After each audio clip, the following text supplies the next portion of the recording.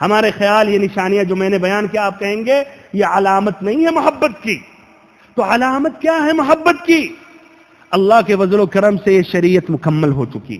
نبی پاک صلی اللہ علیہ وسلم کو رب العزت نے اپنے پاس نہیں بلایا، یہاں تک کہ آپ کے ذریعے رب العزت نے دین کو کامل کر دیا، بلکہ آپ کے انتقال ہونے سے 3 مہینہ پہلے حجۃ الوداع میدان عرفہ میں حالت احرام میں تھے آپ صلی اللہ علیہ وسلم، اور آپ کے ساتھ 1 لاکھ سے زیادہ صحابہ کرام احرام کی حالت میں تھے، اور عرفات کا خطبہ آپ صلی اللہ علیہ وسلم دے رہے تھے. قرآن مجید کی آیت کریمہ نازل ہوئی، اليوم اکملت لکم دینکم وَأَتْمَمْتُ عَلَيْكُمْ نِعْمَتِي وَرَضِيتُ لَكُمُ الْإِسْلَامَ دِينًا. آج کے دن ہم نے تمہارے لیے تمہارے دین کو کامل کر دیا. اللہ اکبر، یہ فخر کرنا چاہیے ہم مسلمانوں کا، اللہ کا شکر کرنا چاہیے ہم تمام مسلمانوں کو، اللہ تعالیٰ کی حمد و ثنا بیان کرنی چاہیے کہ اس نے ہمیں یہ مکمل دین عطا کیا جس کے رہبر، جس کے قائد محمد صلی اللہ علیہ وسلم ہیں. تو پھر آگے بڑھنے کی کوشش نہیں کرنی چاہیے، صحابہ کرام سے تجاوز کرنا نہیں چاہیے.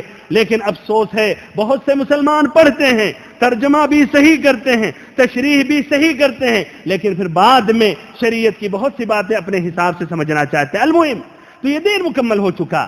تو بھائیو، دین جب مکمل ہے تو اس میں نبی صلی اللہ علیہ وسلم سے محبت کی علامت بھی بیان کر دی گئی. وہ علامت کیا ہے؟ وہ قاعدہ کیا ہے؟ وہ ضابطہ کیا ہے؟ وہ میزان کیا ہے جس میزان پر اپنی محبت کو رکھ کے آپ تول سکتے ہیں کہ آپ کی حقیقت میں محبت کی مقدار کیا ہے اور کس حد تک اپنی محبت میں سچے ہیں؟ وہ بھائیو میزان، وہ قاعدہ اور ضابطہ سورۃ آل عمران آیت نمبر 31 میں فرمایا رب العزت نے، قل ان کنتم تحبون اللہ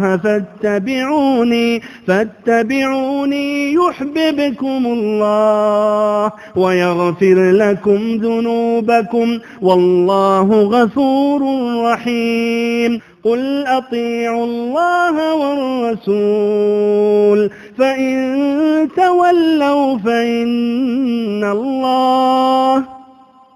فإن اللہ لا يحب الكافرین. قل ان کنتم تحبون اللہ، قل آپ کہہ دیں اے اللہ کے نبی، ان کنتم اگر تم لوگ تحبون اللہ، اللہ سے محبت کرتے ہو تو کیا کرو؟ ہر کوئی اپنے سے اس کے مزاج کے موافق اس کے اختیار میں ہے محبت ظاہر کرے، ہری پگڑی پہنے، نعتیں پڑھے، عید میلاد النبی صلی اللہ علیہ وسلم منائے، نبی صلی اللہ علیہ وسلم کے نام پر عمرے کرے، نمازیں پڑھے، قرآن خوانی کرے. نہیں بھائیو، شریعت میں، شریعت جو ہے یہ اللہ تعالی نے اس کو اس طرح بنا کر نازل کیا ہے کہ قیامت تک ہر زمانے اور ہر جگہ کے لیے اس پر عمل کرنا آسان ہو، اور اس کے قواعد اور ضوابط بھی بتا دیے گئے ہیں. یہ نہیں ہے کہ ہر کوئی اپنے منمانی اس میں گھٹائے بڑھائے اپنے حساب سے، کوئی 5 وقت کی نماز پڑھے، کوئی 10 وقت کی پڑھے، کوئی 3 ہی وقت کی پڑھے، کوئی فجر کی نماز 2 کے بجائے 1 پڑھے، کوئی 4 پڑھے، کوئی اپنے منمانی سے عیدیں منائے، کوئی اپنے حساب سے درود و سلام کے صیغے، کوئی اپنے حساب سے اذان، حج اپنے مرضی سے. سال میں کوئی ضروری نہیں ہے کہ موسم حج میں کرے، بیچ میں بھی جا کے کر سکتا ہے، جس طرح کی عمرہ مثلا. نہیں بھائیو، یہ تماشا کھلونا ہو جائے گا. پھر اس میں اور یہودیت اور نصرانیت میں کیا فرق باقی رہا؟